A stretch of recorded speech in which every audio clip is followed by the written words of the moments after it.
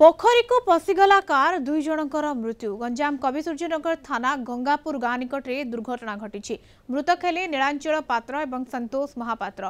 Car भितरे मोट 4 जन थिले। गाड़ीटी भारसाम्य हराई पोखरी भितर को पशि जाइथिला। श्वासरुद्ध होई दुई जनकर मृत्यु होईछि।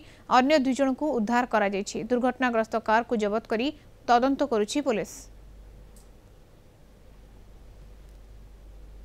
आम एपटे जावा आसिया रास्ता ना छोटे रास्ता एपटे कौन कम जाते रिटर्न होगा समय गोटे पोखरी छोट पोखरी थिला।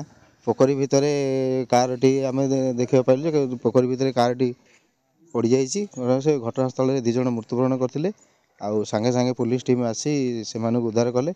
राति अधिक हो 12टा घंटे जो कौन लोक एपटे जावा आसिया रास्ता न जो लोक को उद्धार करने विलम्ब हो 2 जन डेथ हो जाते।